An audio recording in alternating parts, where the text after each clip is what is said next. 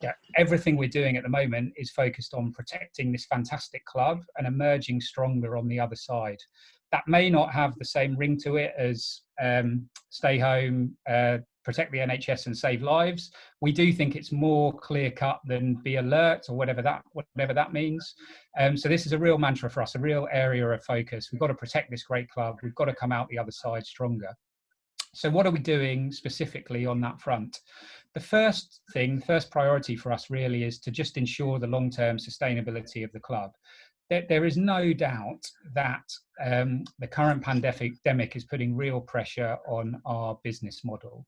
In relative terms, we're in decent shape compared to many of the clubs in our league and in our sport, and actually in other sports too. We own our facility, a fantastic facility at Franklin's Gardens. We've got supportive shareholders. We've got a large and growing supporter base, strong commercial partners. We've got some cash in the bank. So in relative terms, we're in decent shape. In absolute terms, though, it's a challenge.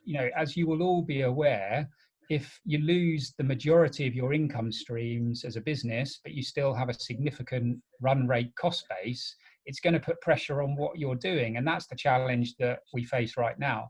So our first priority has been to take a series of quite major actions to manage our cost base, control cash, manage cash, and in parallel, look for routes to financing, because it's clear that we're going to need some financing as we weather this storm. In parallel, we're assessing our broader business model to make sure everything that we're doing is right for the future. And so in short, this is about making sure we're well financed, can continue to be self-sustaining, and that we've got a robust plan for the future. That's a core part of our plan right now. As part of that, the second priority is about maintaining our revenue to the extent that we can whilst we weather this storm, these turbulent times. How are we doing that? A few things. Firstly, for our sponsors who create significant income for the club, we can't right now deliver the rights and benefits that we normally would for them because we're not playing matches. So we've tried to support their businesses in different ways. In part because that's the way partners should act through these challenging times, but in part because it also helps us secure and maintain, the key revenue streams that we receive from those partners. A small example with Carlsberg, normally we'd be creating lots of branding and exposure for them as our matches are played at Franklin's Gardens and on TV.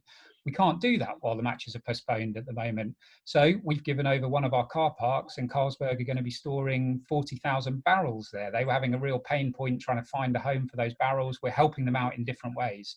Sounds like a small thing, but it's helpful to their business, and it's the right thing to do from a relationship perspective. We've pivoted our retail business. So as you'll know, we tend to do most of our business in our shop on match days as people come to Franklin's Gardens. We've tweaked our model. We're doing a much greater percentage of our sales online. We've created at-home kits for people to use during lockdown. And again, that helps us maintain our revenue. As something very close to home for a number of you, our season tickets were on sale before the pandemic really took hold and before lockdown was instigated.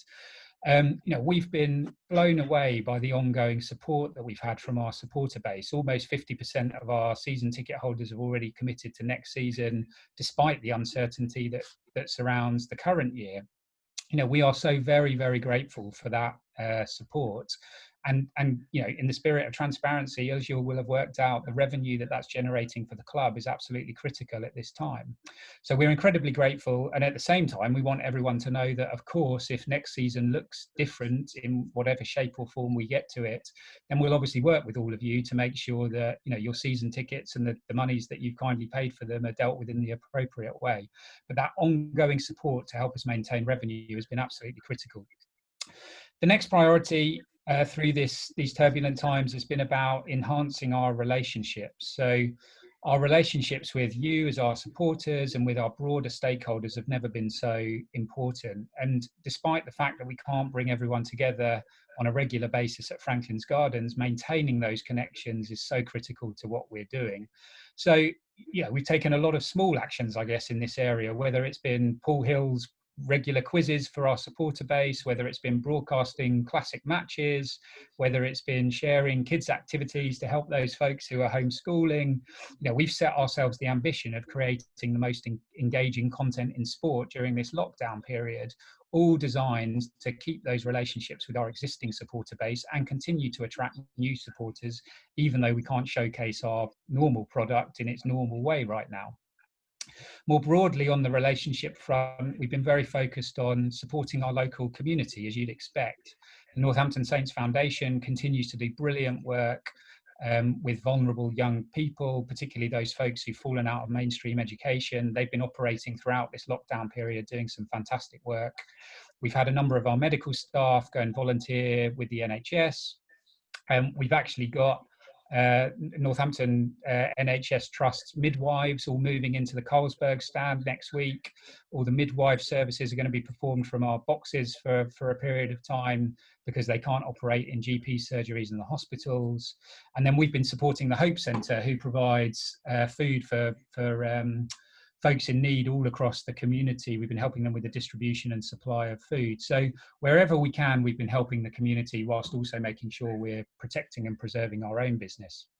And then finally, on the relationship front, led by John, obviously, we've been trying to drive collaboration at Premiership Rugby level. So it's not been an easy model over the years, always with club owners. And I think one of the positive things that's coming out of this period is there's been quite a lot of collaboration and thought. And I think our approach at Saints is that to help us for the future, we have to grow the value of Premiership Rugby. We have to make it the best possible rugby product it can be. We have to commercialise that appropriately. And we therefore need to work really collaboratively with Premiership Rugby to enable that to be the case. And I think we've been advocates of that collaboration at league level. It's really important, we believe. So big priority around relationships. Fourthly, innovation.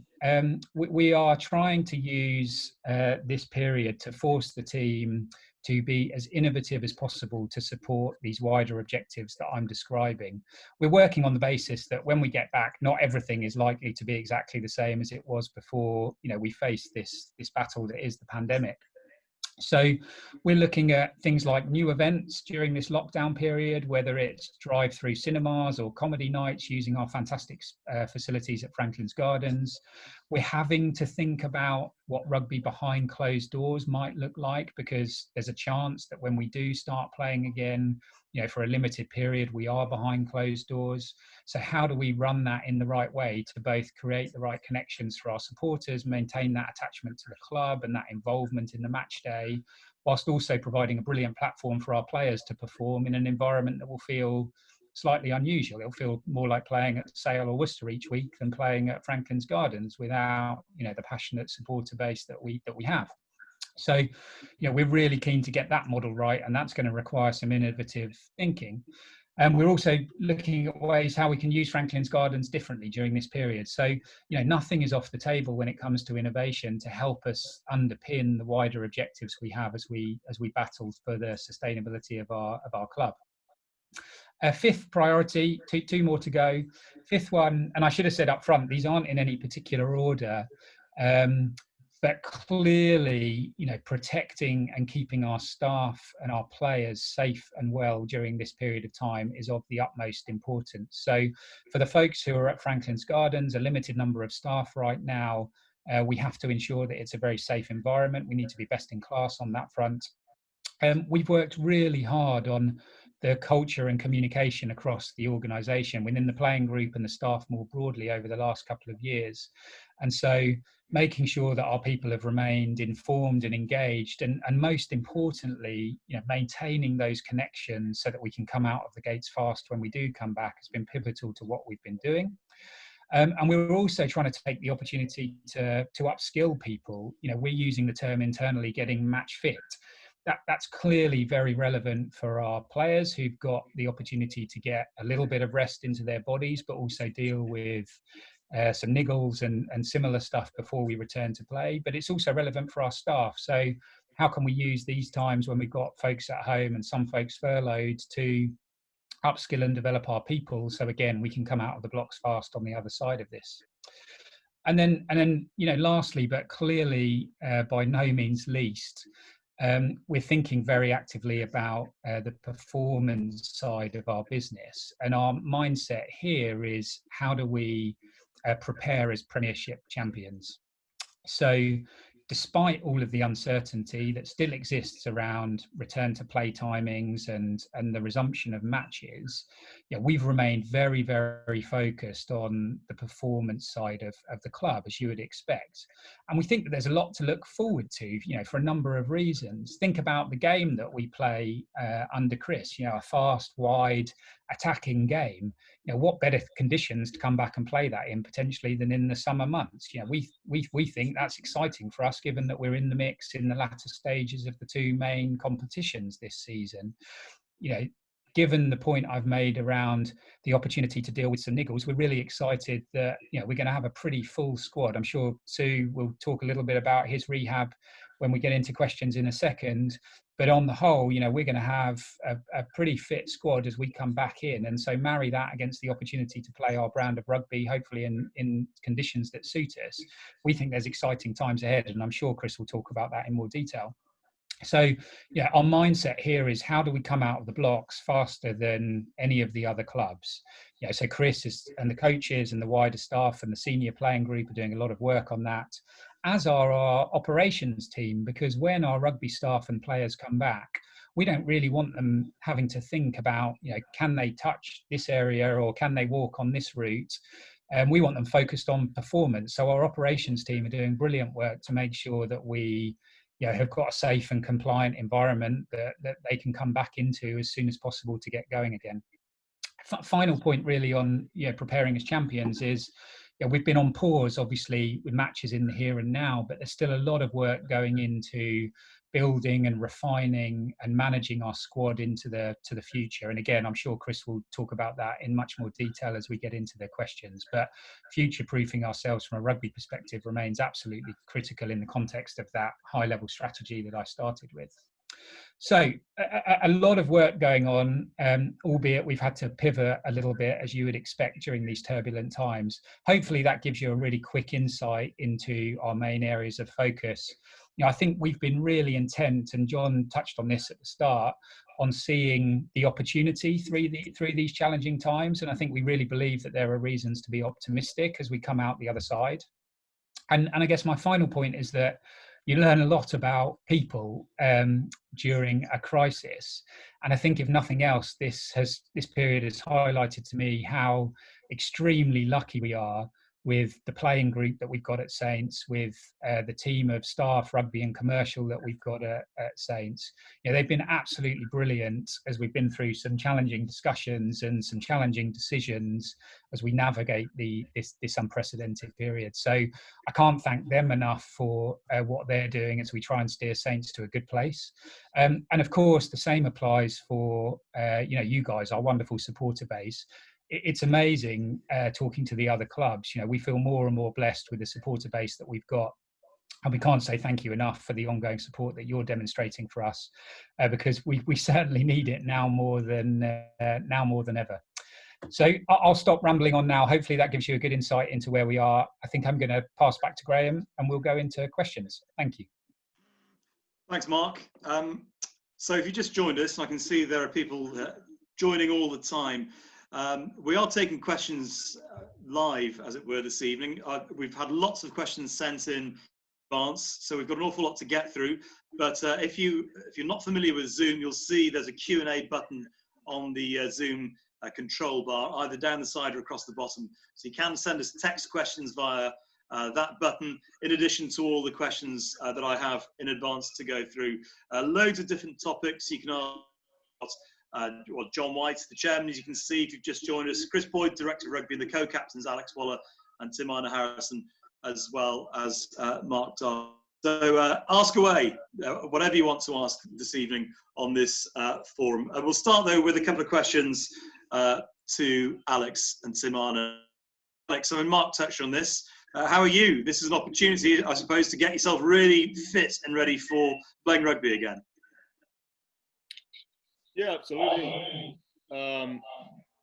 It's been a strange one for me, obviously recovering from surgery, but it's a time to give the body a rest. But I just know the boys are chomping at the bit at the moment just to sort of get back. So as soon as we're safe to go and get ready, the boys will be flying in. But at least the weather's nice at the moment. You can get outside, but keeping fit is an issue, and I'm sure there'll be plenty of fitness to come when we get back in.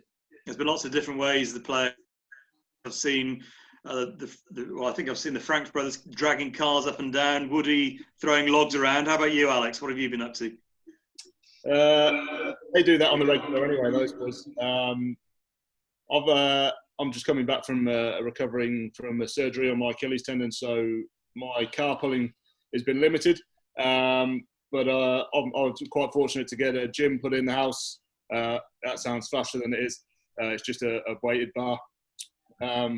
Before lockdown sort of hit, because I knew I could foresee the inevitable, and I thought I'd better get something in, otherwise I'll come back looking like Mr. Blobby. So I've got a little bit of weights and a watt bike. If anyone knows what they are, they're horrible bits of kit. So I've been flogging myself on that, but nothing compares to running into a 20-stone Tongan at some point. So we'll have to get back to conditioning in that way. Yeah, it'll be back before you know it. How about you, Teimana? What have you been up to? Pretty similar, really. Been struggling working out by myself. I find motivation lacking a little bit, but my missus is pretty good. You know, she's into her fitness and dieting and everything. So I've just been trying to tag along with her really and get that done. Doing a lot of running sessions, which suck, but good to get them done. Just trying to keep my body in the best shape while maximising the rest as well. So hopefully I've added a few years onto my playing career. So. Well, that's the upside, isn't it? For all players, it's such a physical game, obviously, that we know that this has given you an unprecedented break from the game. Yeah, I think as cool as the break's been, and as nice it is to have a fresh body, you know, like Wallace said, you know, I think everyone's chomping at the bit to get back playing, and can't wait. Alex, a bit of woodwork for you as well, presumably? Yeah, mate, I've never been in the workshop so much. It's been good fun, actually, just a little change of focus. And for me, obviously, I couldn't really do much for the first couple of months. So the woodwork sort of kept me sane, which was nice. But now it's more gym time and rehab time. The physios have been great. Lots of this physioing, virtual physio and virtual rehab, which has been interesting and something to get used to. But yeah, keeping my days busy, trying to sort a routine out. Otherwise, I'll just sit on the sofa all day, and that's not good for anyone. It's such a sociable sport, isn't it, rugby? Well, all team sports are. Your natural state is being part of a pack, a group of players every day. That must be a major challenge for you, both in terms of motivation. You both mentioned motivation there, but just psychologically to be taken out is difficult, isn't it? Yeah, it is. I think obviously you used to going to work every day. You spend more time with those lads than you do with your family most of the year. So it's a big culture change and a big shock. But with today's modern technology, WhatsApp, Zoom, everything, you can stay in touch to some aspect. Obviously, it's much better to see people face to face. But hey, like you say, it's unprecedented time. So we're just trying to make the best of it at the moment. And I'm sure it won't take long for us to get back together as soon as we're allowed to. So. I haven't seen either of you TikTok dancing like Furbank and Mitchell, and I think even Dave Ribbons is getting it. Come on, Teimana, when's that? When are we going to see you doing that? Mate, no chance. I've actually made a couple of TikToks. They're me doing wheel stands on my motorbike, so it's probably as close to dancing as you'll get. So look, we'll keep your questions coming in. There's lots of different areas we'll cover this evening. Chris Boyd, I haven't seen you dancing either. No, there's plenty of things that I don't do, and dancing is one of them. How are you keeping busy? Look, it's been really good. I mean, we're in Cottersbrook, north in the county there, and it's a beautiful part of the world, and the weather's been very kind to us. I'd probably get through 4 or 5 hours a day of connecting with people and trying to plan the future and crystal ball gaze and stuff, and fair share of walking and get out on the bike a bit. So it's been you wouldn't want it to go on for months and months, but we've got through so far quite nicely. So yeah, we've got some lovely people in the village and had some discussions at social distancing distance. So, everyone's fitting well. Chris, a lot of people have been asking this question about, well, for you and, well, for Mark and John as well, really. When can we realistically expect Saints to be back training and playing again? And, well, that one, Chris, any word on that, really? I guess I can have a crack at that. The last directive we had from the league or the game board was that they're going to reconsider on the 8th of June. There's a sort of a 3-step process that everybody, it might help them to understand. There's return to train individually, return to train, and then return to play, which is step 1, step 2, and step 3. So step 1, return to train individually, is actually quite straightforward because it's individual as individual. So creating a minimum operating standards for rugby is quite simplistic. The game of rugby is very difficult to play and train observing social distancing. So the big step for rugby is to try and put the government regulations into place to allow us to go safely from step 1, which is individual training, into team training. And so I think we're getting there. I think, we will get some more information from the game board on the 8th of June. I suspect there's a chance that we might start individual training on the 15th of June or in that week. And then it'll be a matter of how long it'll be before we think it's safe for people to train fully in what our game is. And, that's a little bit complex, but I think every day they're making more progress. I don't know if Mark or John's got anything more on that. Well, just to say that the game board are meeting weekly now, and there's an awful lot of work being done in the background with the protocols and a lot of advice coming in from the Chief Medical Officer at RFU. And I think we can see light at the end of the tunnel in terms of getting players back to step 1 of training. And I would hope that we get a bit of positive news over the next week or two. Certainly by, as you say, June the 8th, but we're still having to sort out a lot of detail. It's such an immense subject. But you're absolutely right, Chris. It's not just about step 1. We need to have some visibility on how we get back to step 2 and 3, because those are the key stages of getting back to play. The world's leading biomechanists and physiologists are trying to work out how we're going to social distance in our scrummaging. Yeah. I suppose the advantage you have, or we have, is that Australia and New Zealand are a little bit further down the line, so we can keep an eye on what's there to a degree. Look, there has been some discussion around change in rules, but I don't think that these competitions are probably going to go ahead with a vastly changed set of rules. The interpretation from the referees around scrum resets, around how long mauls go for, how long driving mauls go for, how long the contact area is, I'm sure that we'll find when we finally get back together. I think the referees will interpret the law that exists in a different way, but we're used to trying to work out how referees interpret law, so it's not going to be any change for us. I think the other thing to say, and this may not come naturally to many of us, but there's actually some stuff we can learn from football at the moment, because they're sort of one step ahead of us through this process because of the nature of their game. Chris and I were talking the other day. There's been some studies done that show that in a 90-minute Premier League football match, you're within a metre of another player on the pitch for less than 90 seconds. For a front row forward in rugby, it's more than 40 times that number. So the challenge here, or 40 times that amount of time.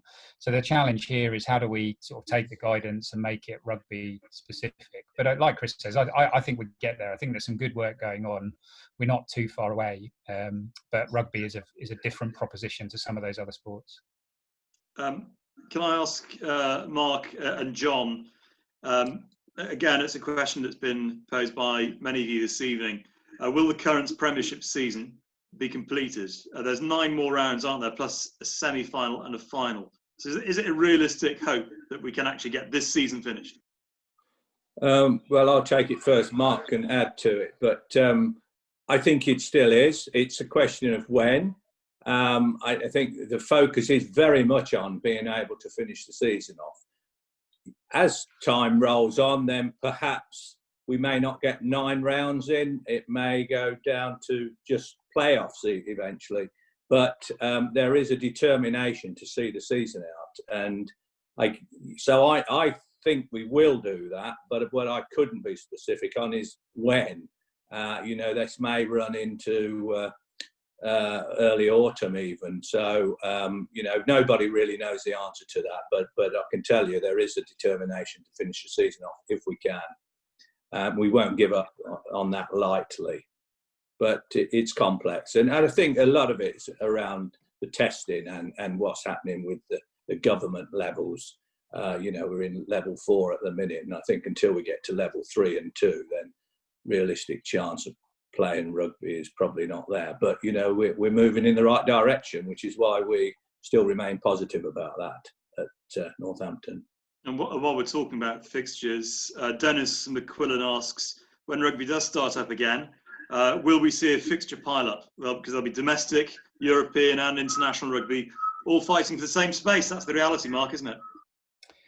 Yeah, it is. And so, there's a lot to get through. I guess our mindset is we can only control the things we can control. So, we'll try and shape those discussions at league level, and then we'll build a plan, with Chris and the team to make sure we're performing as best we can, when we're presented with our fixture list. But, you're right. There are some complicated things to work through from a global calendar perspective. And that, I think, leads to some tough conversations between, World Rugby, the International Federation, in our case, the RFU as our national governing body, and then our league representatives. And there's a lot of commercial drivers here, as well as the drivers around finishing competitions with integrity. So it's not an easy set of challenges to work through, but we'll make sure that when we get our fixtures, we're in the best possible shape. Alex? I think I'll just add on that, Graham, that there's quite a good opportunity out here now with everybody trying, as Mark said earlier on, PRL, we're working more closely. And that's taken some time to get to that stage. And I think with World Rugby, looking at the world calendar, we could come out of this with a more sensible arrangement long term. I hope we do. And I think there's a good chance we will do. But it's going to take some sorting out because there's so many fixtures to try and fit in. But it's an opportunity. And the signs are encouraging that people are consulting now. They weren't originally a short time ago. And so I think we look forward to interest what happens with the world calendar and how that's set out. Alex, T, from a player's perspective, I presume you're just desperate to get back. Yeah, absolutely. I think the boys I think more than anything, they miss the social aspect of seeing all the lads that you spend your 8-9 months of the year with. But like I said earlier, everyone's chomping at the bit. Boys can't wait to get back and get training and get playing and back to a bit of normality, a bit of routine, I imagine. So yeah, but it's out of our hands. Like Mark just said, control the controllables, and at the moment that's out of our hands. So we just got to crack on with the home press ups in the garden and lifting and pushing cars. Teimana, we just said it gives you a bit of a break, which is welcome, but at the same time, the prospect of a massive pile-up of fixtures is fairly ominous for players, isn't it? Yeah, I mean, like you're saying, just getting back playing will be cool. And wherever the fixtures land, however the season pans out, I don't think it really bothers the players too much. Just as long as we're back out on the field, playing the game we love. So yeah. Alex, one question that came in asks: are there any reservations from the players about training? No, I don't think so. I think as a whole, we trust the advice that will be given from the club and the government and whatever above most of our pay grades here. So it's as soon as we get the okay to go in, the boys are ready to fire in, and we can't wait to play again. Whether that be behind closed doors or whatever, that all still needs to be worked out. But the boys are pretty excited to get back to work. Alan Shelswell and Gary Fitton ask the same thing for Boydie. Has recruitment been affected by the pandemic, and is the club's business done? Yes and no. We were quite lucky that we're in a situation in our period of time in the Saints where, while we're developing, we've got a very stable playing base, and so there weren't a huge amount of spots in our roster to fill externally. Most of them were grown organically inside our organisation or recontracting our own guys. We had 5 or 6 contracts in our roster to fill when the pandemic struck, and there's still ongoing discussions with those guys and the club around, what our squad will look like next year. So, it might be that we're 2 or 3 players less, and those positions have to be occupied in our senior squad by academy players. And I guess the one bit squad-wise that has been rumoured at times, but I could share with the forum today, is that we've been looking for 12 months. We've been looking to get a replacement for Heinrich Brousseau, and I think Heinrich was, for those guys that look back to the 2009 Lions tour in South Africa, I think Heinrich Brousseau was almost single-handedly responsible for the performances of South Africa in that series. So he was a wonderful, wonderful world-class player. Unfortunately, because of injury, we didn't get the best out of Heinrich, or the club didn't see the best out of him here, which was disappointing, really disappointing for him. He chose to retire at the early part of the year. We've been looking for a long time to try and get a replacement for Heinrich. We haven't been able to find that person.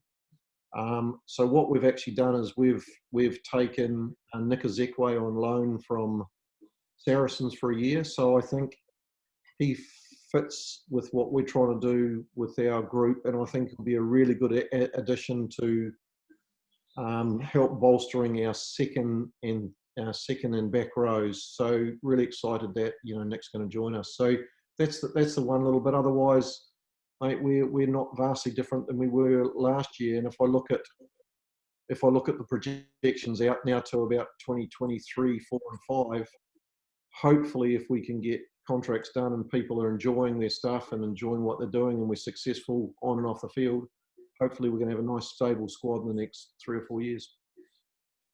With Nick Ezekwe then, any reservations, Boydie, about bringing in a Saracens player under the circumstances? I was opposed in the first instance. I said to Mark, no, there's no way that we're going to have a Saracens player in here for a short period of time and then go back out again. But the more I thought about the fact that I couldn't quite find the right player for Heinrich's replacement, it made sense. It also makes sense because we've got a couple of youngsters that are going to come on and I think are going to be really good players. So when we sat there and looked at the makeup of our team and where we allocate our human resources, i.e. our number of players, and our financial resources, what dollars and cents we have in the different areas, it made sense. And I think the other thing, Graham, and to the forum, is that you talked about the backup of fixtures, and the next 12 months I think is going to be fairly brutal for players and everybody because there will be a lot of fixtures. And so the confidence and depth in your squad is really, really important. So Teimana says he just wants to play. Teimana always just wants to play. I've got to save Teimana from himself occasionally and give him a rest. Otherwise, he's going to burn himself out. So, the fact that we've got, if you put the jigsaw puzzle together with locks and loose fours with what we've got, and the ability for Courtney and Nick Ezekwe both to swing between locks and loose forwards, then I think we've got some real good depth for next year. I reckon there's going to be a few people with questions about this. So if you just joined us, there's a Q&A button. You can send them in. One immediately comes in. There's a 1-year loan, Boydie. Does the contract with Nick allow an option to retain after a year? Mark, actually, is that for you? Either of us. I'll take it if you want, Chris. Yep. Yeah, I mean the simple answer is it's a 1 year deal. So let's see what happens. Okay. Boyd, do you want to add anything to that?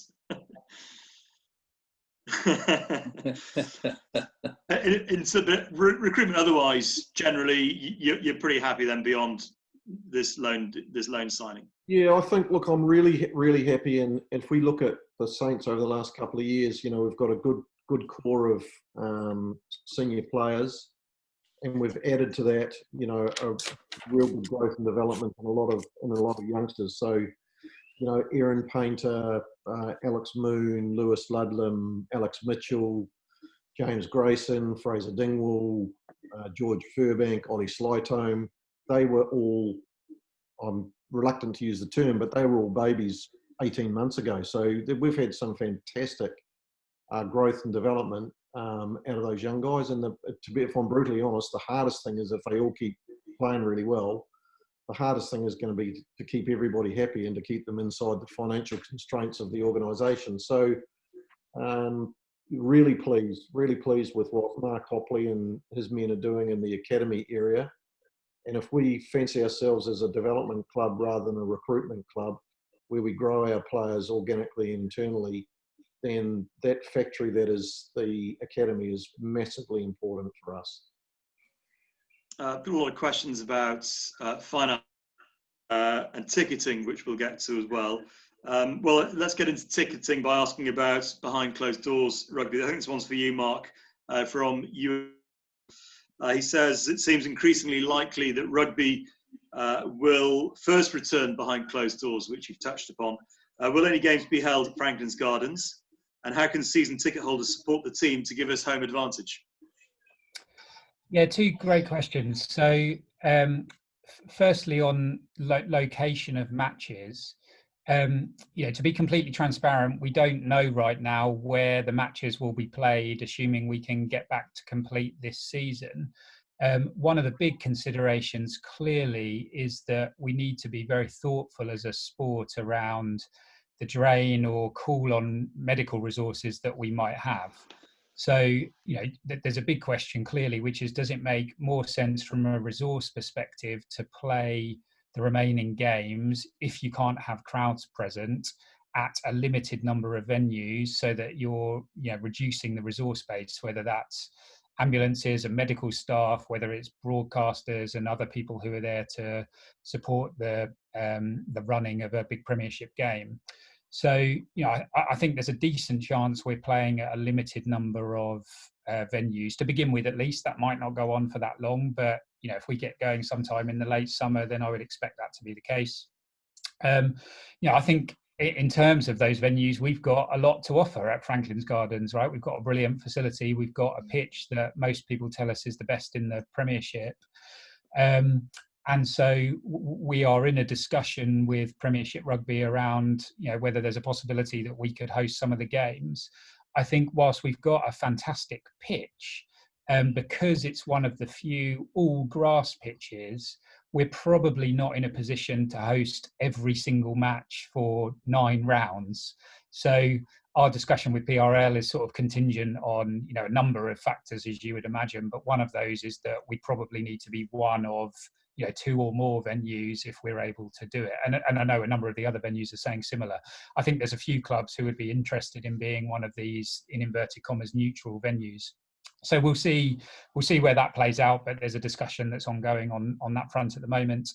On the second point, we think that maintaining a connection for our supporters through to our players, even if we're playing in a situation where it's behind closed doors, is really, really critical.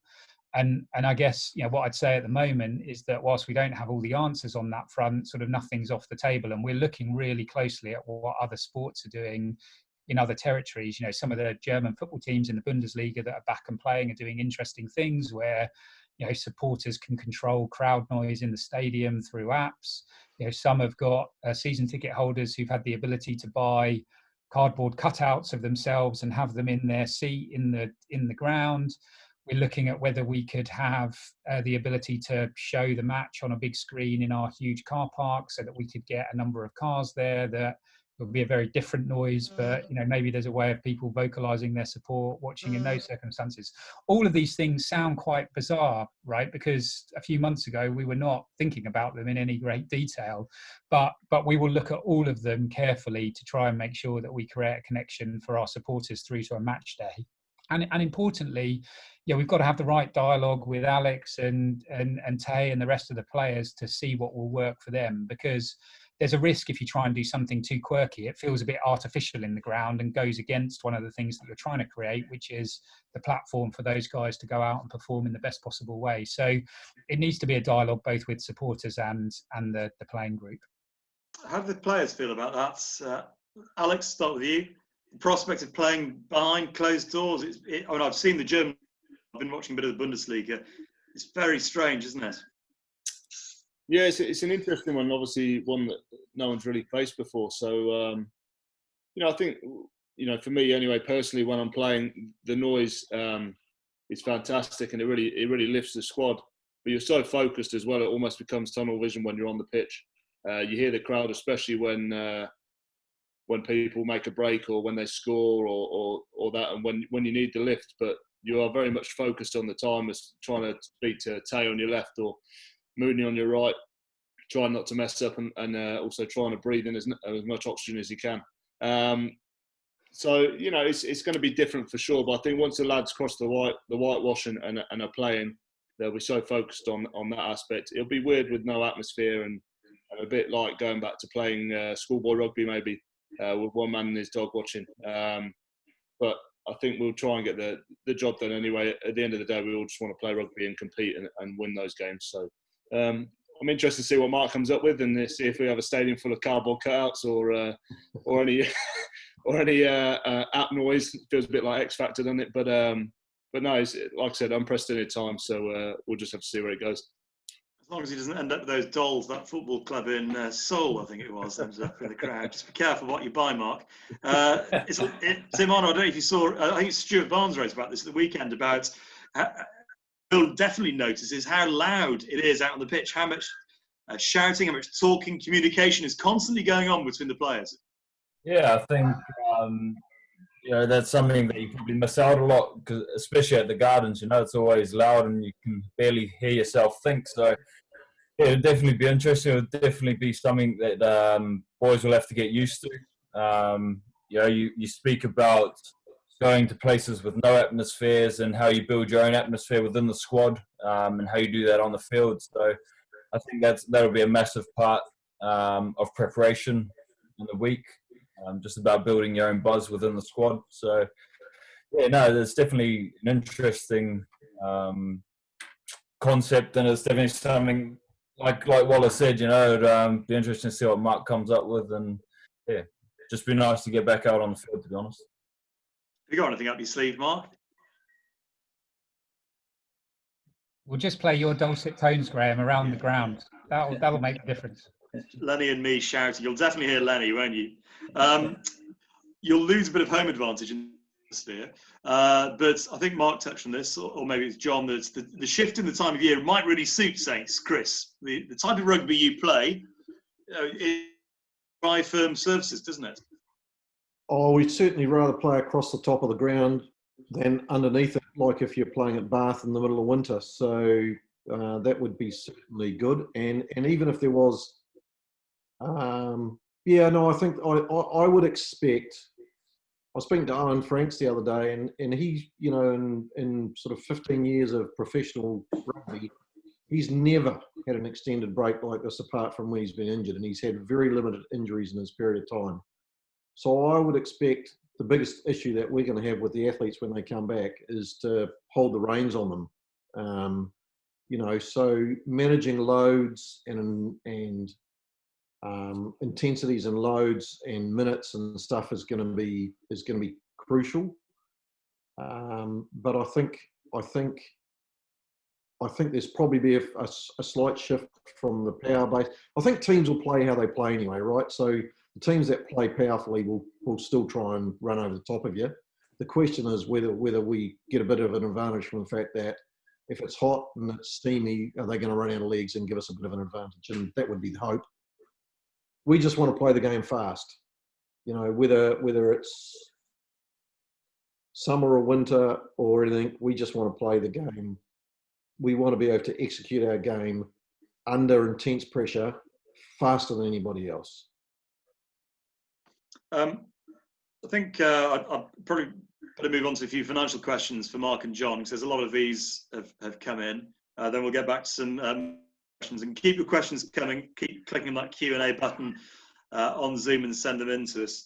For people just joining us and might have missed your presentation, Mark, if you just recap, both of you perhaps, just explain how financially resilient Saints as a club is, as a business is at the moment. It's been asked many times to both of you, really. How confident are you that you can weather this storm that's all professional sports experiencing at the moment? Well, look, it's a hell of a challenge, and I don't want to sound complacent, but we are pretty well placed. But we've had to take some unfortunate action earlier with players and staff alike, taking 25% cut. That's part of the action we've been taking. And we are looking at other ways, Mark was saying earlier, of financing this business going forward. And I think you don't have to be a mathematician, but just to give you some raw numbers, each month we would normally be getting an income of about £1.75 million into this club, into this business. And at the moment, we're doing quite well on season ticket sales, but there's very, very little income coming in. So £1.75 million we'd normally expect. Now it's down to virtually a trickle. Our outgoings, still having taken the measures we have, and I do thank all the players and all the staff, because there's a lot of staff out there that have seen a reduction in their salary, and I take the executives as well, sparing Mark's blushes and others, and they're working really, really hard under these circumstances. So there's a lot of people pulling in the same direction, but we've had to do that, and even having done that, we're looking at outgoings of about £1 million a month with very little coming in. So, you don't have to be a mathematician to know how big a challenge it is. Having said that, we're in a good position. We came into it very strong, as Mark said. The performance was improving. We were really getting stuck into managing that 5-year plan and getting back to profits. But we nevertheless are in this situation where we've got to watch things like a hawk. Capital expenditure has been stopped at the moment. We're looking for other methods of funding the business, and I'm confident we'll get that, and we'll come out of this as strong as anybody. We own all our assets at our club. You look at lots of other clubs, they don't have their stadium, they don't have the car parking areas, even with all the Carlsberg barrels of beer on it now as well. We've got all of those assets that we own. We have very little debt. We took some of the CVC money to pay off our overdraft and pay back some short-term loans. We've invested some of that, and we've got quite a lot on deposit. But if you run back to the numbers I've just given you, you don't have to be a mathematician to know that will run out. And that money that we have on deposit was already earmarked for working capital and capital expenditure over the next 3 years. And now we're having to dig into that. So, that's the challenge we face, which is why Mark and I speak regularly about how we come out of this.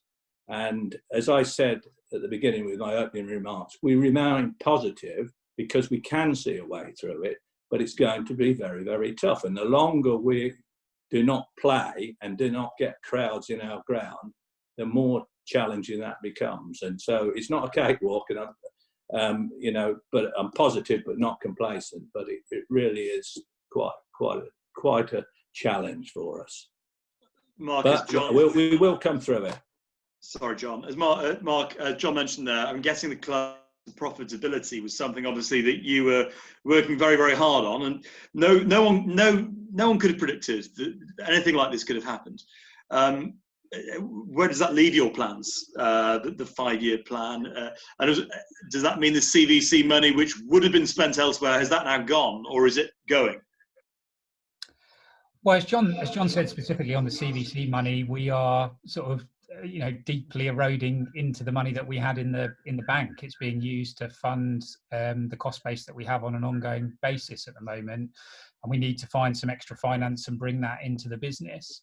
So that's a huge priority for us, and as John said, hopefully we're making some positive strides on that front. I'd go back to what I said at the start, really, which was I don't think this changes our long-term ambition. And I think we should take a lot of confidence, actually, from the fact that we've begun to move the needle in the right way. If you take our last financial year, we did pretty healthy revenue growth. We did more revenue growth last financial year than in the 3.5 prior years combined. So a lot of the work that our commercial teams have done is beginning to come good.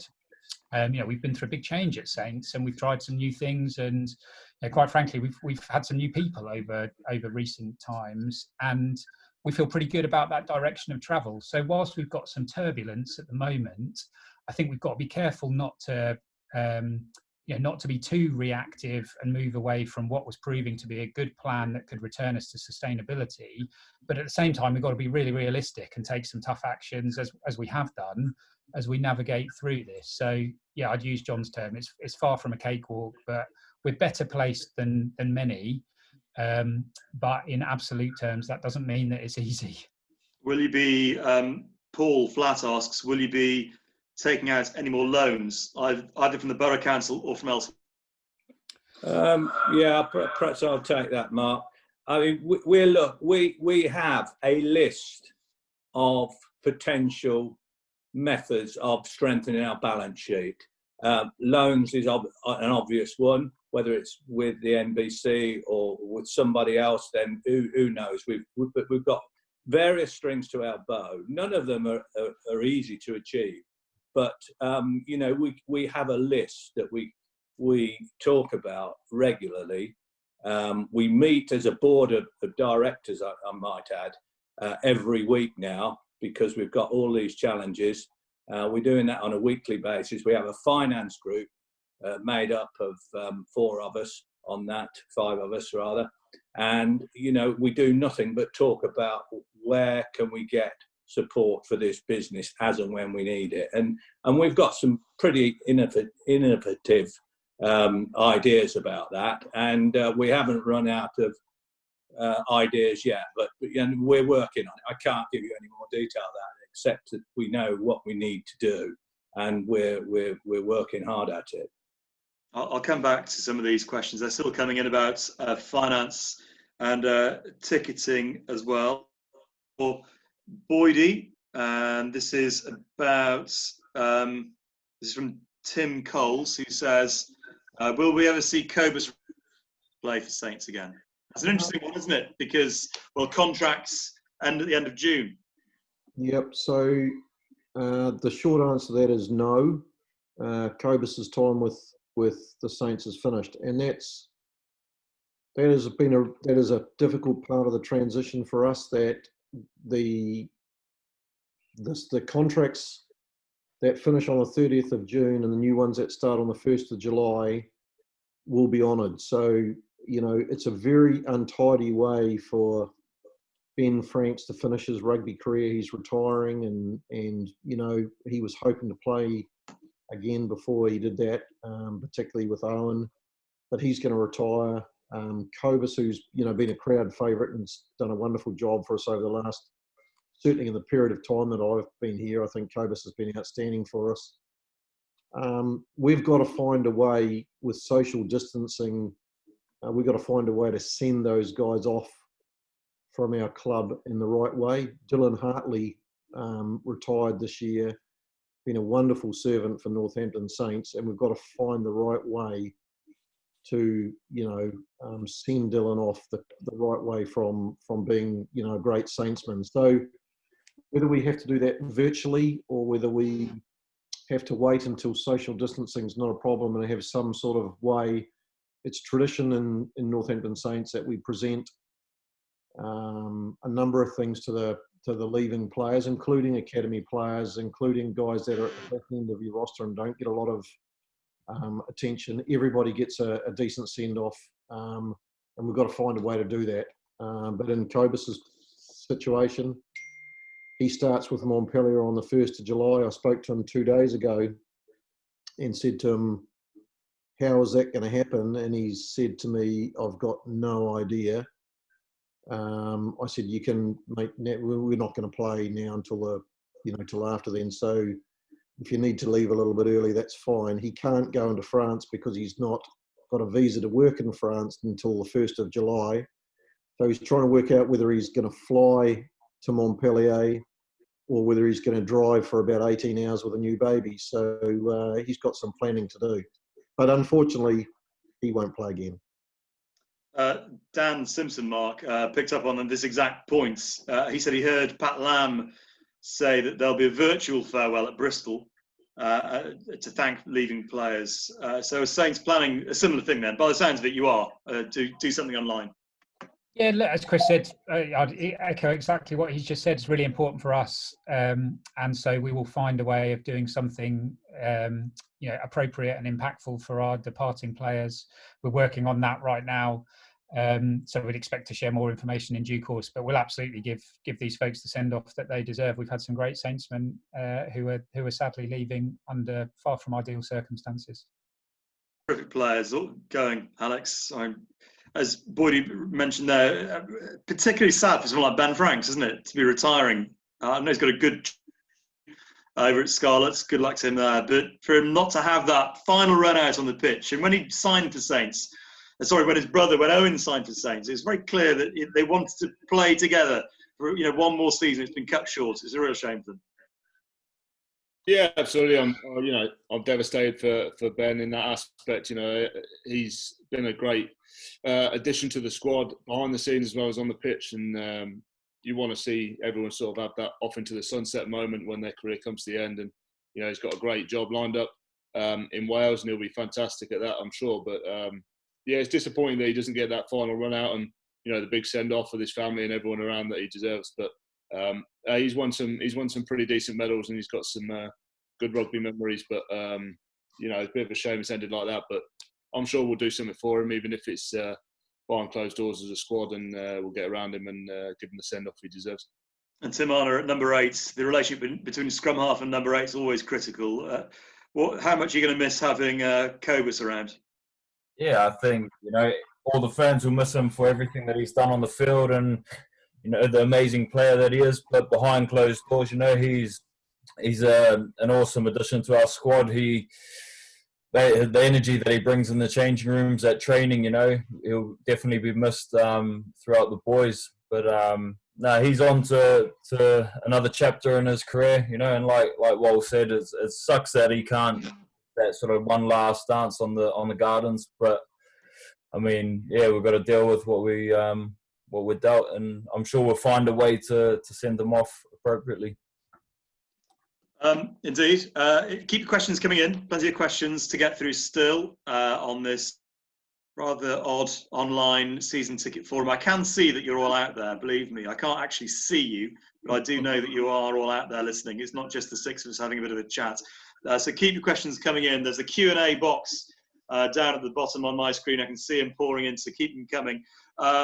It's a season ticket holder forum. There's lots of questions about season tickets, so let's tackle a couple of those now. Harry, Rogers, Sean, Cochrane and Paul Lacey all ask, what is the current policy regarding season tickets or additional tickets purchased by season ticket holders if any matches from the current season are cancelled or played behind closed? Will we be offered a refund? Yeah, good question. I mean, look, at the moment, those games are postponed, and so we're asking for patience from our supporters as we bring clarity to whether those games are going to go ahead and whether, when they do go ahead, they're behind closed doors or not. I mean, I think everyone should take some comfort from the fact that if they are behind closed doors or those games don't take place, then of course there'll be a route for people to secure a refund. And we've got information on our website around how and when we would expect that happen if it plays out. We'd ask you to just bear with us as we try and bring some clarity to what the rest of this season looks like. You know, the same principle will apply to next season if that gets impacted in any way too. So yeah, there'll be plenty of options available to folks. Please bear with us as we bring some clarity to what the rest of this campaign looks like. Nathan Lloyd, just on that, I hope this doesn't sound like I'm a fickle supporter, but if the games are played behind closed doors, do we forfeit refunds? No, as I've just said, you wouldn't forfeit a refund. If the game's behind closed doors, clearly we can't deliver what, you know, an individual has purchased. So we'll be in touch with any season ticket holder and ticket purchaser to work that through as soon as we have clarity. Yeah, we've, as I touched on in the presentation, we've been, you know, overwhelmed by the support of the folks that are still committing to season tickets for next season. That revenue is critical for the club. But, you know, clearly we're also not judging anyone who's not in a position to commit to the future right now either. So we feel blessed with the actions of our supporter base, and we'll make sure all the right options are open to folks as we get more clarity on how this season and next will play out. We've been seeing a lot of that at the Cobblers, actually. I've been seeing online, on social media, a lot of Cobbler supporters doing that. I'm sure you'll find a similar situation. Staying with season ticket holders, though, a couple more questions, quite specific questions for you, Mark. Kevin Atkinson and Ross Wooding ask, in the light of the uncertainty over next season, why have you continued to take direct debit payments for season tickets? Yeah, well, you know, we went on sale with season tickets before any of before the pandemic really struck, certainly long before lockdown. So we processed all of that in advance. That's all running through. We're in a dialogue with some supporters. You know, some supporters have come to us and said, I'm not in a position to continue right now. And we've obviously had a sensible discussion with them. So there's absolutely flexibility there behind the scenes. But having started that sales process, we thought it was the right thing to do as more and more people commit to next season to keep running with it. Okay, there'll be more on that, I'm sure. John, here's a nice grenade to lob at you. Are we looking to extend Chris Boyd's contract? Is the question I have here. Oh dear, you don't expect me to answer that. We'd love him to be with us forever, but you know, I'm sure we'll talk about it sensibly when it comes to it. But he's well loved it at Franklin's, and he's done a marvellous job for us so far. So long may that continue. That's all you're getting on that subject. Okay. I'm not so sure how well loved that moustache is, Boydie. I'm going to ask you about women's rugby, Mark. I always end up asking you about this, don't I? I'm very sorry, but it's not. This isn't my question. It's normally on the Saints show I ask you about this, and I have to say on the Saints show we get asked this. It's come from Ian this evening. The question says from Ian: last year you said you would review the club's plans for women's rugby, but nothing has been announced. So what's the plan? Yeah, I like getting asked this question because it's a very justifiable question. You know, for us, we've continued to up our investment into female rugby. So particularly at grassroots level, so an increased number of girls-only camps, working with East Midland Rugby, working with schools and clubs to grow the pathway, you know, particularly for young girls to get into the sport and then stick with the sport. We've hosted and bid to host further elite level matches. We've had extensive discussions at board level around female rugby. And I think the simplest way of putting it, because when people ask us about female rugby, often they say, you know, is there going to be a Saints female team? And I think, you know, the resounding answer is it's a question of when, not if. But we want to do it properly. And quite frankly, doing it properly comes with significant investment required, both from a cash and a people perspective. You know, running a Tyrrell's Premier 15s team costs upwards of £500,000. And, you know, given the work that we've been doing at the club over recent seasons, we haven't been in a position to create that available investment, both from a resource and a people perspective. But we fully intend to get to that place. And in the meantime, we're very, very committed to growing the game, as I've just said, through the pathway, so that when we do take that next step, we're very well placed to do so. We've got some really interesting conversations ongoing in that space. So I'd expect there to be more news in due course, but we remain really committed. It's a question of when, not if. And in the meantime, lots of programs for female rugby players through the pathway, which we're really proud of and are going well and are growing, which is really exciting for the future. John, a question for you. Chris will have a view on this as well, I'm sure. Has the current pandemic or situation meant ring fencing of the Premiership is more likely? I think it's more likely, partly to do with the pandemic and partly to do with the way rugby's been moving as well. And prior to the pandemic, the RFU announced there was less money to go into the Championship. And so I think that the gap between Premier Rugby and Championship Rugby had moved apart, and I suspect that the pandemic has widened that even further, because I talked about the financial challenges we have. The Championship clubs at a lower level of player costs and all the other running costs, but nevertheless they have that, and that's quite challenging for them, and it's just become more challenging because of the pandemic. So I think if you add to that the benefits, and I can't believe it, but an ex-sportsman, if you like, and I love the cut and thrust of relegation battles, and I think naturally anybody who's played sport and who watches sport would want to see relegation and promotion take place. But we've got to look beyond that now. This game is, it could be about survival of several clubs if we don't get this right. And I think one of the areas that we can be benefited is that those clubs have certainty that whether they finish top or bottom, they'll remain in the PRL, because that's where the finances are aimed at. And so it would financially, it would make a lot of sense if the league sealed off, and I think it will happen. Although I'm not privy to any real inside knowledge on that, but I think common sense will prevail, and we have to forfeit the excitement of relegation, perhaps, to maintain and sustain rugby clubs such as our own and others. So I think it will come, and I think it should come sooner rather than later, in my view, so that we can settle all this down post the pandemic. Sorry, a bit of a long answer to that one, but it's one I feel quite attached to, really. Well, Boydie, you've come obviously from Super.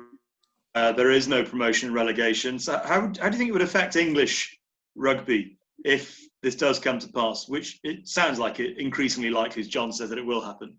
I think it depends which lens you look at it. If you're looking from a financial stability point of view, there should be ring fencing. If you look from a dramatic point of view, it should be 6 up and 6 down every year. If you're looking at it from a rugby point of view, if you want to encourage not the theatre of the game, but the pure development of rugby, then there would be ring fencing, because it would encourage people to take more risk, play more, the threat of relegation would go away, and I think ultimately you'd develop better rugby players. So depending on which lens that you look at, of whether it's theatre and drama, whether it's the aspiration of clubs coming up that can do that. One thing I do know is that across all sports in the world, all across the world, the leap of faith from amateur to professional is the void that is the hardest one to cross. And so whether ultimately the Championship is considered part of professional rugby, or whether it's part of semi-professional rugby, whether it dropped back to be part of amateur rugby, I'm not sure where it sits in society here, but what I do know is that leap from amateur to professional is very difficult. What about the players, Alex, Teimana? Do you think it would change the way that players approach the game? Would there, if the shackles were off, if the threat of relegation was gone?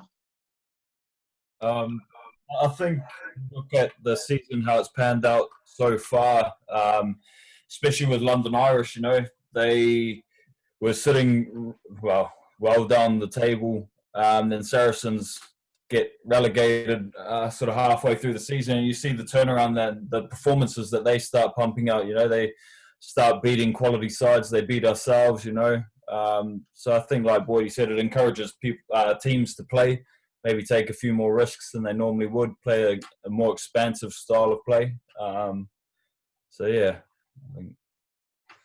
Alex, you'll be throwing the ball around then in years to come. Yeah, you watch a couple of backhanded Gidleys coming up. No, I can't add much more to that. I think the shackles come off when there's no threat of that relegation, which probably leads to a bit more exciting rugby and people throwing the ball, taking a little bit more risk. So it's a double-edged sword. You get that excitement week in, week out, but you don't get the tension of the drop and the teams coming up. So hopefully we're never in that situation down that end of the table. So no, it's not much fun down there, is it? Mark, a couple of general questions for you. Keep them coming. We'll keep going for a little while. I think there's plenty of people still firing in questions. Plenty of people still. Clearly, nothing on the telly tonight, is there? That we're that entertaining. Mark, can we expect to see tickets, merchandise, food and drink prices to go up as a result of the pandemic and the financial worries? Look, not dramatically. Again, we're looking at everything right now as we try and plot a course to sustainability for the club. We recognise that these are tough times for a lot of people. So what we want is a packed Franklin's Gardens with people having a great day out, because that's good for them, and ultimately that's very, very good for the club. So we've got to get the balance right between pricing and attendance, and that's something that we've been grappling with over the last couple of years, and we're one of the few Premiership clubs that's been consistently growing attendances across that period, helped unquestionably by an attractive brand of rugby that's generating the right results, and hopefully supported by an improving supporter experience. So we're not going to go away from those principles, and I wouldn't expect people to see dramatic changes on that front in the short term. Another question is coming in. Will people be able to donate their season ticket money to the club? Yeah, again, we've had an overwhelming number of people already contact us saying that if matches are behind closed doors or are postponed, then they wouldn't want to refund even if it was available. We will have a donation option, and we'll make sure that that's special and comes with some recognition for folks that choose to go down that route, and it makes a big difference to us, but it won't be the only option, as I've touched on earlier. So there'll be a range of opportunities for people as and when that situation presents itself. I particularly like this question from Chris Hobson, and I like the random questions which are thrown up. But they ask, can supporters be involved in the design of the club kit? The Cobblers have done this in the past. Inspiration be taken from the recent colouring in campaign on social media. Who wants that one? It's been. I'll let the players comment as well. We've done a few things with the kit on social media recently. We've had the Battle of the Kits, which was brilliant, and we will use that to help inform future designs. We've had some interesting colouring in options from a range of age groups, some of our more mature season ticket holders down to the very little ones. So look, we're getting plenty of insight on that front. I'm not going to stand here and commit to a design being generated from our supporter base at this stage, but I think our supporter base will be intrigued by one of the ideas we have around the folks that sort of continue to support the club through this crisis, and I expect that we'll be announcing more information on that in due course. That's all I'll say for now, but we've got something good up our sleeve, I think. Hoops seemed to be pretty popular, didn't it, in your in that poll of polls you did? Keep it traditional. Keep it traditional. We hear that loud and clear. Players do any colouring in? Yeah, just look at Tay's arms. Another. This is a good question. I think this is probably for John. The Lord Miners, wasn't it? The recent report. He's asked Brown, Kevin as well. Stutchbury's asked this one. What's the club's thoughts on the recommendations released earlier this month by Lord Miners regarding cap? Will we be backing them, and are we still spending up to the cap? Well, it's quite clear on the Lord Minor's report. Our view is that we should support it, accept it in its full entirety, and not be trying to cherry pick pieces out of it. And I hope, you can never be sure with our colleagues at other clubs, I hope it gets ratified fairly quickly now. It's been out for 2 or 3 weeks, and it's time PRL responded. And certainly as far as Saints are concerned, we support it and we want it. John, just recap what that means, recommendations for people who don't know. Well, Mark can give you all the detail. I'm not a detailed person nowadays. I leave that to Mark. But basically, there's quite a lot of...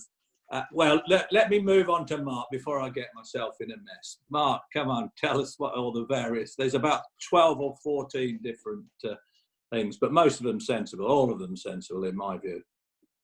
Yeah, thanks, John. There's a range of recommendations in the report. I think it's 30 odd recommendations, and actually it's been a really interesting process because we, so 3 of us from the club went down and met minors, myself, Julia, our FD, and Paul Shields. And Julia and Paul Shields, along with Chris, are the folks that really sort of manage tightly our salary cap, and it's a very precise process. So the 3 of us went down and met minors, and they asked us for our suggestions. And I'm sure we weren't alone in making these suggestions, so we're not trying to claim any undue credit here. But what was nice about the report was that it was largely consistent with things that we had discussed in our meeting directly with Lord Minors. A couple of the key principles, I think we felt that there needed to be more structure and clarity around loan arrangements for players. And by this, I don't necessarily mean loans from owners of clubs to players. I mean loans where players go and play for other clubs. We felt like the declaration process should have more involvement from players and agents alongside just the club itself, so that you get sort of this 3-way view on compensation, not just a lens from the club. There are clearly some discussions around the role marquee players have, and I think the term marquee players is a bit it's a bit confusing, but I think there's some conversations to be had on marquee players, and that was hinted at in the minors report. So look, as John says, we sort of stand behind the recommendations, and we were aligned with what's come out as we went into that process, which is a good thing, I think. Graham, I think the other part of that was, are we spending up to the cap, or do we intend to? I think the answer to that is very much yes. Our focus is and intent is always to spend up to or around the cap. But what I would raise is that the cap at the moment, plus 2 marquee players, is coming and having a lot of attention applied to it, because in this new world, all clubs are losing money, with the exception possibly of one, but and there's a recognition that we need to be sensible about the level of cap. So, but wherever that cap level finishes up with, our intention is that we should continue to spend up to the cap as much as we're allowed to. Stan asks a question for you, Boydie. Are you expecting significant rule changes other than balls when the game returns? There has been talk of no resetting scrums, for example, no upright tackles, etc. Are you getting any sense of this at the moment? Before I get to that, I'll just say that on the salary cap, we had a meeting in the last couple of days, a safe distancing meeting with one of the championship clubs, and I learned a new terminology. Apparently a marquee player at championship level is called a gazebo player. What about that? So they're not quite a marquee, they're a gazebo. So that was some terminology that I found out about.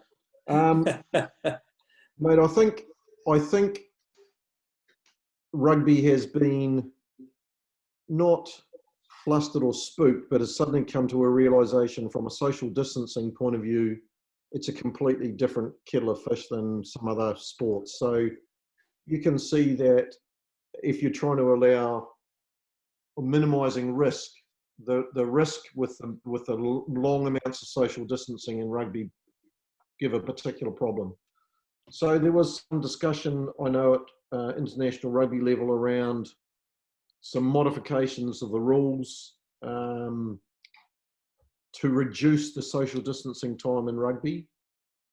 I know at Super Rugby level, for instance, that's been rejected. Any of the proposals that have been put up by World Rugby have been rejected by SANZAR, and they'll start their rugby in a couple of weeks' time with the rules, other rules. I think, as I said earlier, the more likely is that there'll be an interpretation that those areas where there is significantly large amounts of close contact, i.e. scrums, mauls, the tackle area, I think judiciously the referees will refer those differently. So, as an example, a lot of scrums come from knock-ons or drop balls or stuff in the field. I think referees will play longer advantages to prohibit scrums being formed. I think they'll guess, as they normally do, around half arms for who collapses a scrum and prevent resets. I think they'll ask people to use the ball from a maul quicker.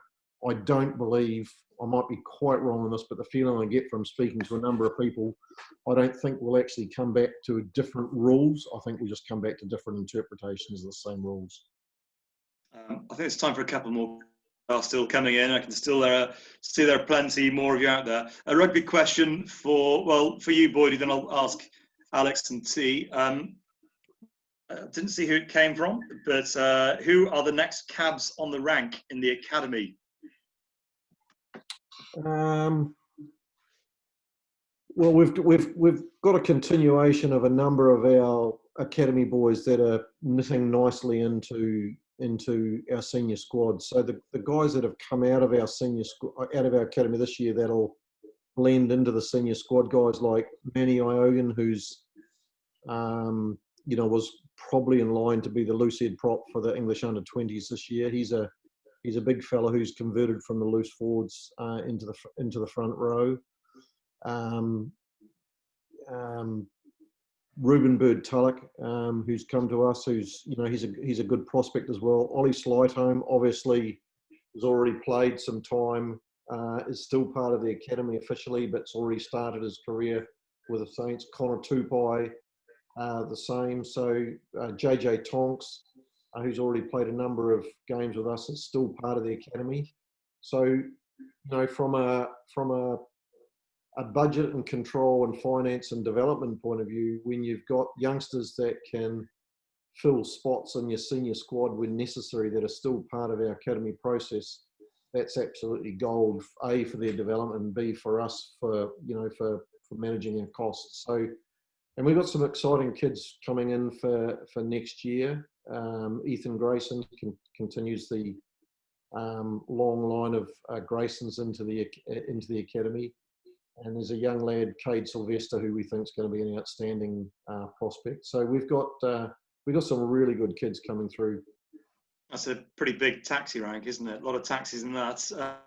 From a player's perspective, Alex, start with you. Who's the next big thing? Who have you seen coming through you like the look of?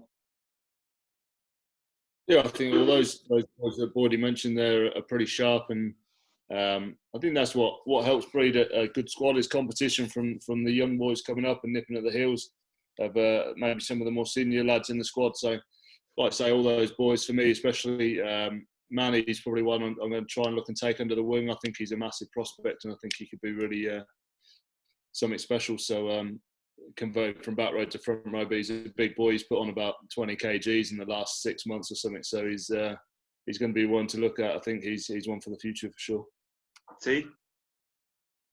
Probably the same, like you look at all the boys that Boydie mentioned there, a lot of them have played a load of first team games, which is pretty impressive for academy boys to do. I think taking Slights out of the equation, that's probably cheating saying him. I would say JJ Tonks, him or Connor Tupai, them two boys are outstanding. I've watched Connor play since he was a little fella, we're out chucking snowballs at cars and stuff, so to see him playing out at the Gardens for the first team, that's pretty amazing. And JJ Tonks come in as a as a young fella and steps up, and he's playing against Leinster in the European Cup.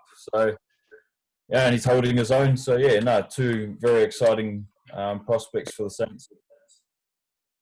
Well, I think we're just about time, but I'll finish. I want to finish on an optimistic note. So start with all of you. I'll ask all of you, starting with John. What are you most looking for about getting back to Franklin's Gardens? I suppose I could say, what are you missing most? But I'll make it into a positive. What are you most looking forward to seeing again? Oh, I think just the experience of being at Franklin's Gardens with the crowds building before kick-off and wandering around the pitch, which I like to do before everybody's in, and seeing the players warm up. That'll do for me for starters, and then let the rest flow. That I can't wait for that moment. Mark? Seeing Chris Boyd's Tash in person. I've seen a lot of it virtually, but I would like to see that thing in real life. So that's it for me. I trimmed it up a couple of days ago. Alex, what about you? I think generally, obviously running out of the Gardens, but just generally get back in that changing room environment with the lads, and day in, day out, get back into the routine, and then playing on a Saturday obviously is the main one. T? Probably witnessing Paul Hill have a shower, because I'm very doubtful he's had one since. Just getting back into the change room, like Wal said, and running out in front of the Gardens again. You can't beat that feeling, running out in front of a packed house. So yeah. And Boyd, let's finish with you then. What are you looking forward to most? Well, the obvious answer is, the ultimate for us is when we can sit there and the place is full and everyone's singing and we're away again. That's the barometer for us. But there's an awful lot of water to go under the bridge before then. And I think the first and foremost thing is the safety of, our people, our families, our extended families. I was bumped into, when I went down to the Gardens last week, I bumped into one of the old fellas who's down there regularly, and he's missing terribly his contact with people. So I think there's a great community connection there that everyone's looking to get back together again. I am looking forward to see who's disciplined and who's not around the social distancing when we first get together again, because there's such a temptation, when you yourself, when you're going up to the supermarket or something, you see someone you haven't seen for a little while or something, that the temptation is to go and shake their hand or put your arm around their shoulder or something like that. So I think when the boys first get back together, I think we're probably going to have a set of tasers to try and keep the social distancing apart. But I just hope we can get through this, with great safety for everybody, and get back into it and get back to where we were, which I think we will and more, to be honest. Well, I never thought I'd this, because I'm not really a very tactile person, but I'm looking forward to a big bear hug from Lenny Newman, because if you've never experienced one, tell you what, they work every time. They make you feel better every time, and I'm looking forward to that. Look, thank you for your time. I'm sorry I didn't get through all of your questions. The club will try to get back and respond to as many of the other questions that we have to do this evening. So apologies I didn't get to all of them. I'd also just say as well that for people who know me, that you'll know that I will talk about history endlessly, and especially about the First and the Second World Wars. And what's keeping me going through all of this is the thought that in 1919 and in 1946, the only time we'd really been without sport for any sort of length of time, people flocked back, absolutely flocked back in their droves. So desperate were they, so thirsty were they to experience the crowd and experience the excitement of being part of Saints and the Cobblers and all of our other local clubs. It'll be back, and it'll be better, I'm sure of that. I promise you that. But thanks for your time. Thanks to Mark, to Chris, John, Teimana, and Alex. And we'll be back before you know it. Thank you. Thank you. Thank you all. Thanks, everyone.